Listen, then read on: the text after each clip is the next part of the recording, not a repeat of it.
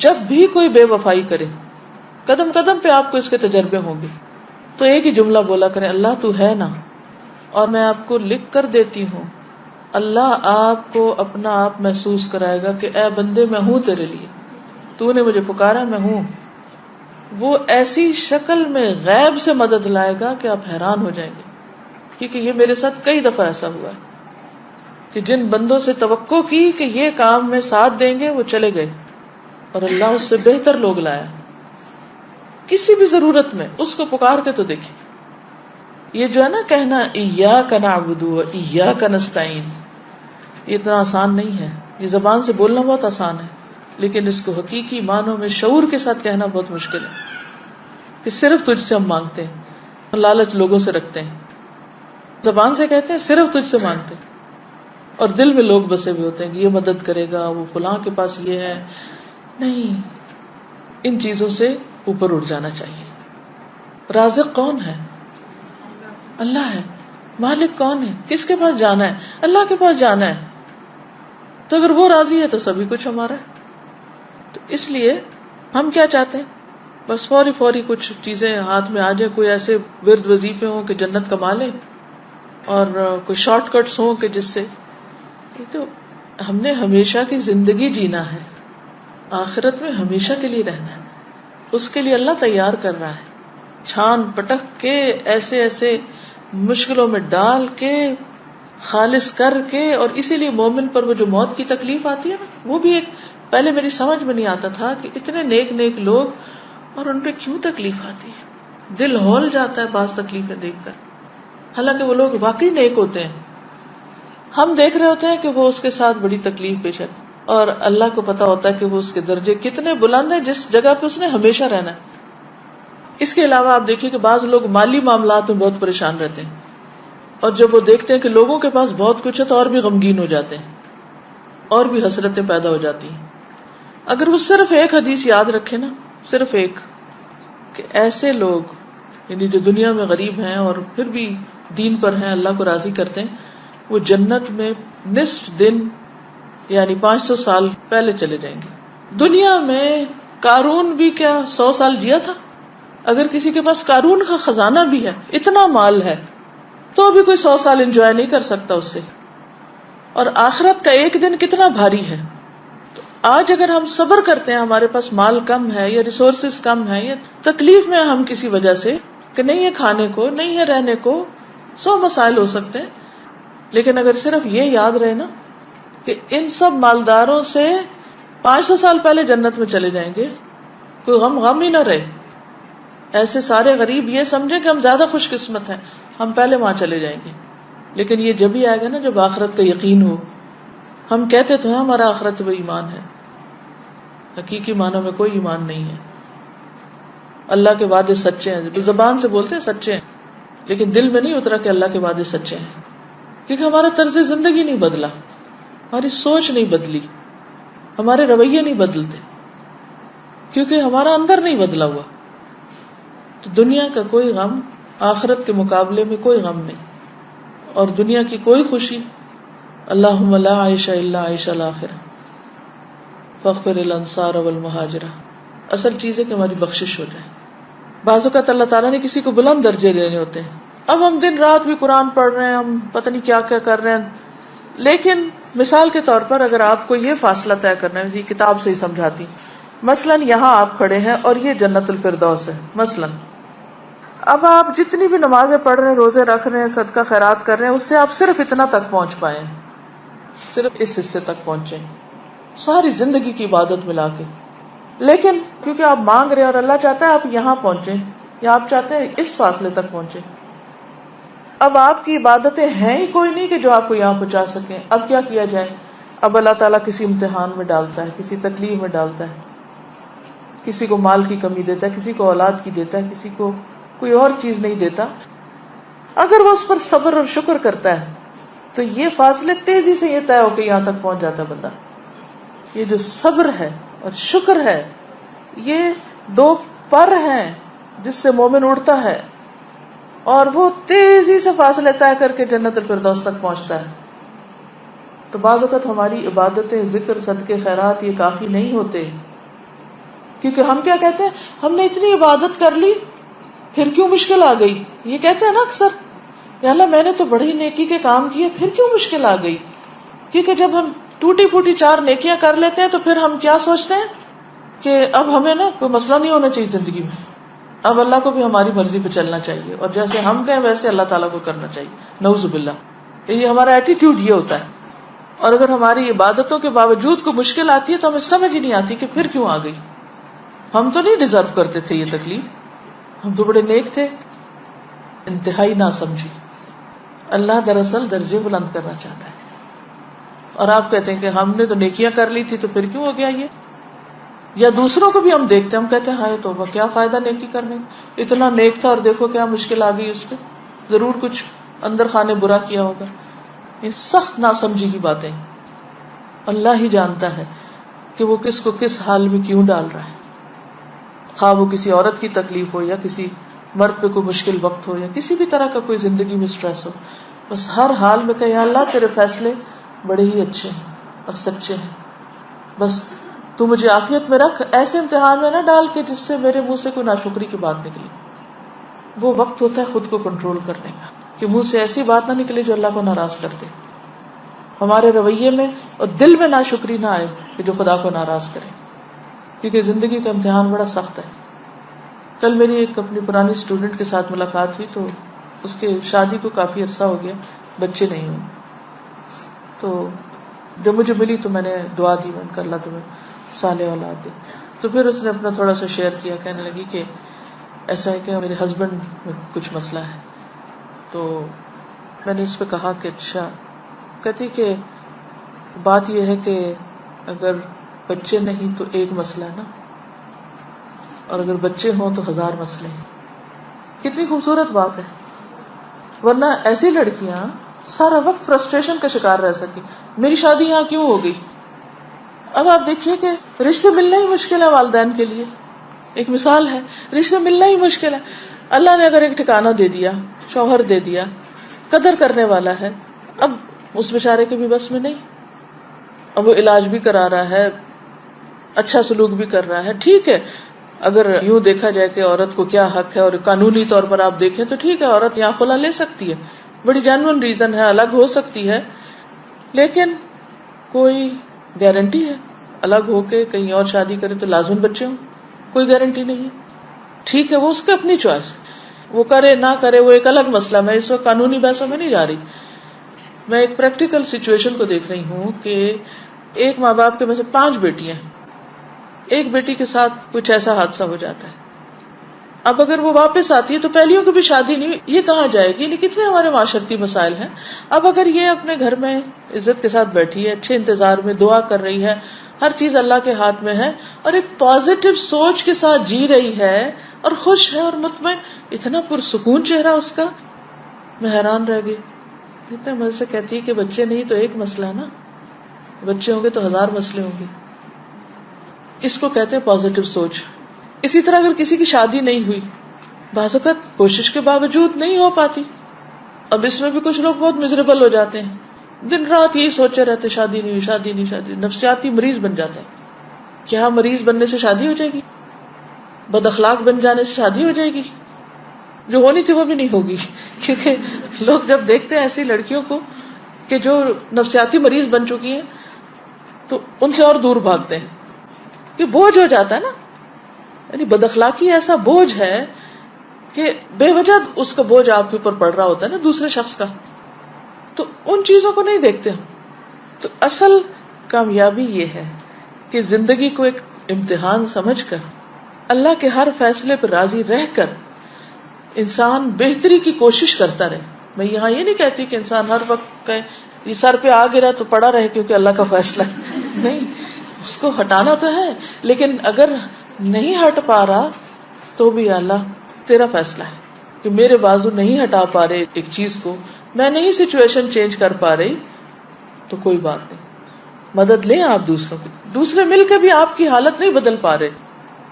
کئی دفعہ ایسا ہوتا ہے نا کہ ماں باپ بھی, بہن بھائی بھی, رشتے دار, دوست سارے مدد کے لیے آ جاتے ہیں, لیکن پھر بھی بیچارے کچھ نہیں کر پاتے.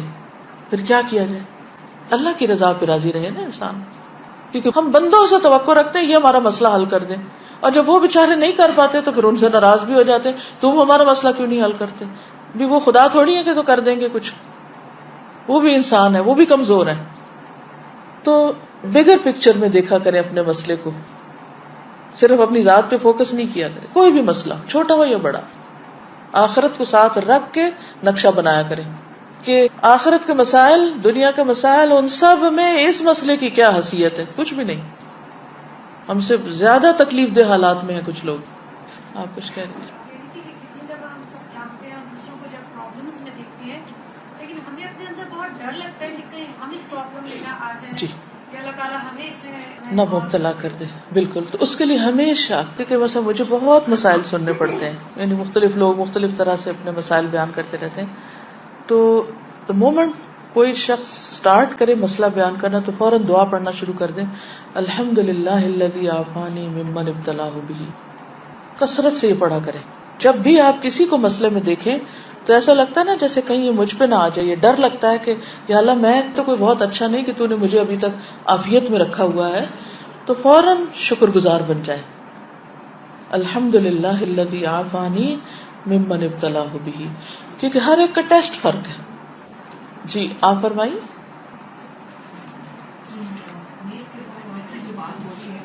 اس کے کمبائن کویشچن اور مسکنسیپشن ہے، I'm sure now that بہت ساری عورتوں میں اور لڑکیوں میں ہوگا. میں نے 2-3 درس میں آپ سے کافی سال پہلے سنا تھا کہ شوہر جو ہے بیوی کو فورس نہیں کر سکتا کہ وہ ساس سسر کی خدمت کرے. اور جب میں نے یہ بات سنی مجھے تو اتنا برا ریئیکشن یا ایک نیگیٹو تھنکنگ نہیں آئی، بٹ I'm sure جب لوگ سنتے ہیں تو اس کو بہت نیگیٹولی لیتے ہیں. تو میں چاہوں گی آپ اس کو تھوڑا سا پلیز اس کو بتائیں. دیکھیے قرآن پاک میں نسب اور سحر دونوں کو ساتھ ساتھ بیان کیا گیا ہے. نسب جو والدین ہیں، سحر جو سسرالی رشتہ دار ہیں، سسرالی والدین، ساس سسر. کچھ چیزیں ہیں کہ جو قانونی حیثیت رکھتی اور کچھ چیزیں ایسی ہیں جو قانون سے آگے احسان کا درجہ رکھ. جیسے آتا ہے نا کہ ایمان، اسلام، احسان، ٹھیک ہے نا. کچھ چیزیں ہیں جو آپ کے ایمان یقین کے ساتھ تعلق رکھتی ہیں، اس کا پارٹ ہیں عمل میں. کچھ چیزیں اسلام کا ایک پورا جو سسٹم ہے اس کا پارٹ ہیں جس میں قانونی پہلو بھی آتے ہیں. ایک ہے جو احسان کا درجہ ہے. والدین کے ساتھ جہاں بھی معاملہ کرنے کا ذکر آیا ہے وہ کیا ہے؟ قانونی معاملہ یا احسان؟ احسان کا ہے نا، چاہے وہ اپنے والدین ہو چاہے وہ سسرالی. مثلا یہ جو بات آپ کہہ رہے ہیں نا کہ جو میں نے کہی ہے کہ شوہر مجبور نہیں کر سکتا بیوی کو کہ وہ ضرور اس کے والدین کی خدمت کرے، مجبور نہیں کر سکتا. یہ ہے قانونی پہلو. مثلا کوئی شوہر اس بنا پر اپنی بیوی کو طلاق نہیں دے سکتا یا اسے نہیں دینی چاہیے، یا بیوی میرے والدین کا فلاں کام نہیں کرتی مثلا، کیونکہ جب طلاق کے یا خلا کے مسئلے عدالت میں جاتے ہیں تو وجہ معلوم کی جاتی ہے کہ نہیں. ایک عورت جب کہتی ہے کہ میں نے خلا لینی ہے تو وہ ایسے تو نہیں جج اٹھا کے کہتا اچھا ہو گئی تمہاری بات، جو تم چاہتی ہو وہ کر دیں گے. نہیں، وہ وجوہات معلوم کرتے ہیں. اب جب آپ قانونی بحثوں میں جاتے ہیں تو دونوں طرف سے پروف آتے ہیں اور ان کا سارا جائزہ لیا جاتا ہے. تو اس میں آپ دیکھیے کہ اگر کوئی شوہر یہ کہے کہ یہ عورت اس بنا پر میں اس کو مثلا نان نفقہ نہیں دیتا کیونکہ یہ نہیں کرتی، تو یہ قانونی ویلڈ ریزن نہیں ہے، وہ مجبور نہیں کر سکتا. ہاں بیوی کو اپنے طور پر احسان کرنے کی ضرورت ہے کہ جس طرح اس کے اپنے والدین ہیں تو اسی طرح شوہر کے بھی والدین ہیں. اب یہ تو نہیں ہو سکتا کہ بیوی اپنا گھر چھوڑ کے والدین کے گھر جا کے اپنے ماں باپ کی خدمت کرے، کیونکہ اس پر صرف اپنے ماں باپ کی خدمت. شادی کے بعد عورت کے لیے اس کی بھی اجازت نہیں ہے کہ شوہر کی مرضی کے بغیر وہ اپنے والدین کے پاس جا کر ان کے لیے کچھ کرے. ٹھیک ہے. تو بہت ساری چیزیں جو ہیں ان کے کئی پہلو ہوتے ہیں. وہ جو میں نے بات کہی ہے وہ ایک خاص کانٹیکسٹ میں ہے. ٹھیک ہے. یعنی مثلا بیوی کے اوپر کیا لازم ہے کہ شوہر کی اطاعت کرے، شوہر کی اجازت کے بغیر گھر سے نہ نکلے، شوہر کی اجازت کے بغیر کسی کو گھر میں آنے نہ دے. یا شوہر کی جسمانی ضرورت پوری کرے، یہ بیوی کی ذمہ داریوں میں سے. اگر کوئی عورت نہیں کرتی تو پھر اس کا حکم کچھ اور ہے، اس کا کتنا گناہ ہے وہ سب آپ کو معلوم ہے. لیکن اگر بیوی مثلاً خود بیمار ہے اور وہ خود مدد کی محتاج ہے اور شوہر اس کو کہہ رہا ہے کہ وہ کسی اور کی خدمت کرے اور اس وقت وہ اس قابل نہیں ہے کہ وہ کر سکے، اور وہ یہ کہتی ہے کہ کوئی خادم رکھ دیا جائے جو میری بھی مدد کرے اور والدین کی بھی کرے، تو یہ کوئی نامعقول مطالبہ نہیں ہوگا، ایک معقول مطالبہ ہوگا. جو خاندانی زندگی ہوتی ہے اس کے کئی آسپیکٹس ہوتے ہیں. جی آپ کچھ بھی. میرا کوشچن ہے، باتوں کا سمجھ نہیں آتا چیزوں کو کیسے ڈیل کرنا ہے. جی تو میرے ہسبینڈ اتنے دین کی طرف نہیں ہے، تو ہوتا ہے کہ مطلب لوگوں کی ہیلپ کرنے کا، کسی نے پیسے مانگ دیے ان کو منع کرتے تو وہ ادھار ایک دے سکتے ہیں. تو اب میرا جیسے دین کا ہوا ہے تو مجھے خوف آتا ہے تھوڑا سا. یہ بتائیے کہ کیا وہ قرضہ ادا کر دیتے ہیں یا قرضہ نہیں پھر ادا کرتے؟ مطلب کہ وہ لون سود پر ہوتا ہے، انٹرسٹ پہ تو نہیں لیا جا سکتا وہ. جی اس میں یہ ایک جنرل سچویشن ہے کہ بعض اوقات آپ خواتین قرآن پڑھ لیتی ہیں، دین پڑھ لیتی ہیں، انہوں نے نہیں پڑھا ہوتا، آپ ایک طریقے پہ زندگی چاہتی ہیں، وہ ایک طریقے پہ چل رہے ہوتے ہیں. تو اس صورت میں یہ ہے کہ آپ کا کام صرف جو چیز آپ پڑھیں، صرف یہ نہیں کہ وہ جو خاص خرابی کوئی کر رہے تو اسی کی حدیث جا کے سنائیں. یہ بھی ہم عام طور پہ کچھ نہیں بتاتے، لیکن جو ہمارے مطلب میں جاتی ہے یا ان کے خلاف جاتی ہے وہ باتیں سناتے ہیں، اس سے پھر گڑبڑ ہو جاتی، پھر وہ کبھی بھی کچھ نہیں سننا چاہتے. تو یاد رکھیے کہ جب ہم ان کو بتانے لگے تو کامن گراؤنڈ سے پہلے چیزیں شیئر کریں، پھر کرتے کرتے کرتے اگر اس میں وہ چیز بھی آ جائے جو ان کے خلاف جا رہی ہے تو اس کو بھی وہ ڈائجسٹ کر جائیں گے، کیونکہ آپ ان کو پن پوائنٹ کر کے ان کے اوپر ڈائریکٹ تیر نہیں مار رہے، کیونکہ آپ ان کو ایک خیرخواہی اور ہمدردی سے بتا رہے. یہ جنرل بات ہے، میں سب کے حوالے سے کر رہی ہوں. جو کچھ بھی پڑھیں، جو سیکھیں، کچھ نہ کچھ آپس میں جا کے شیئر کریں. اور جب اچھا موڈ ہو، کھانے کی میز پہ ہوں، کہیں باہر ہوں، گاڑی میں بیٹھے ہوں، جیسے اور باتیں آپ کس سے شیئر کرتے ہیں، دین کی باتیں بھی بس اسی طرح جنرل لائٹ موڈ میں شیئر کرتے رہیں، حتیٰ کہ وہ ان کے اندر ایک طلب پیدا ہو جائے اور سنجیدگی آ جائے اور سیکھنے کا شوق آ جائے، وہ پھر ایک لیٹر سٹیج پہ. اسی طرح بعض ایسے کام ہسبینڈز کر رہے ہوتے ہیں جو بالکل دین کے خلاف جاتا ہے اور ہماری جان پہ بن جاتی ہے جس دن ہم مسئلہ پڑھ کے جاتے ہیں، اور ہم چاہتے ہیں کہ اوور نائٹ اب چینج آ جائے ان میں بھی، اور جب وہ نہیں کرتے تو پھر ہم ان کو برا بھلا کہنے لگتے ہیں اور لڑائیاں ڈال کے بیٹھ جاتے ہیں اور پتہ نہیں عجیب و غریب رویے اختیار کر لیتے ہیں جس سے وہ سمجھتے ہیں کہ سارا قصور دین کا، وہ اور دین سے خوف زدہ ہو جاتے ہیں اور دور ہو جاتے ہیں اور ہم اور مصیبت میں دلدل میں جا پھنستے ہیں. تو ایسی صورت میں ایک تو یہ ہے کہ جیسے میں ہمیشہ کورس کے شروع میں کہتی ہوں کہ اپنے پیاروں کو، گھر والوں کو ساتھ لے کے چلے. اس سے مطلب یہ ہے کہ ان کو بھی ساتھ ساتھ پتہ چلتا رہے آپ کر کیا رہے. یہ صرف دین کے معاملے میں نہیں، ہر معاملے میں یہی کریں کہ جو آپ گھر سے باہر کر کے آئیں گھر آ کے شیئر کریں. اس سے بڑا اعتماد بحال ہوتا ہے، کیونکہ ایک دوسرے کا پتہ ہوتا ہے کہ کون کیا کر کے آیا. جب انہیں پتہ ہی نہیں آپ کیا کر رہے ہیں اور اچانک ایک دن کوئی اعلان کر دیتے ہیں تو ان کے لیے پھر وہ چیز ان سے ڈائجسٹ نہیں ہوتی. تو روز کی شیئرنگ، میک شور کہ آپ تھوڑا تھوڑا شیئر کر رہے ہیں، اتنا جتنا وہ سننا چاہیے. یہ بھی نہیں کہ وہ سننا ہی نہیں چاہ رہے اور کانوں میں ہاتھ رکھ لے اور آپ کی تقریر ختم نہ ہو.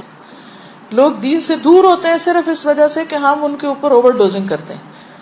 اچھا اب آپ دیکھیے کہ مثلاً کوئی ایسی چیز جب ہم ان کو بتاتے ہیں، وہ مطلب سود کا لین دین ہے یا کوئی ایسی نوکری ہے جو غلط قسم کے کاموں پر مبنی یا کوئی بھی چیز، تو آپ اس سے ہی نہیں شروع کریں گی، صرف اس ایک چیز کو نہیں دین بنائے گی. آپ اس سے پہلے جتنی چیزیں، آپ دیکھیے کہ دین میں سب سے پہلے کیا ہے؟ ایمان ہے، عقیدہ ہے، یقین ہے، آخرت ہے. کتنی چیزیں، وہ یقین پختہ ہوگا تو باقی چیزیں لی جائیں گی. اب پہلے آپ کامن گراؤنڈ سے بات کریں، اللہ کی محبت کی، آخرت کی، ادھر کی ادھر کی ساری کر چکے، پھر آپ عبادات کے اوپر آ جائیں، زکوٰۃ دینے کی بات کر لیں، پھر اور اس طرح کی، کیونکہ یہ جو عبادات ہیں یہ دراصل انسان کو تیار کرتی ہیں اور بہت سی اچھے اخلاق کے لیے. مثلا نماز، قرآن مجید میں آتا ہے ان الصلاۃ تنہی عن الفحشاء والمنکر، نماز انسان کو برائیوں اور بے حیائیوں سے روکتی. اس چیز کو دیکھیں کہ وہ نماز پڑھ پا رہے ہیں یا نہیں. اگر وہ نہیں پڑھ پا رہے تو ان کی مدد کریں کہ وہ کسی طرح اس کے لیے تیار ہو جائیں. زکوٰۃ دیتے ہیں کہ نہیں، کیونکہ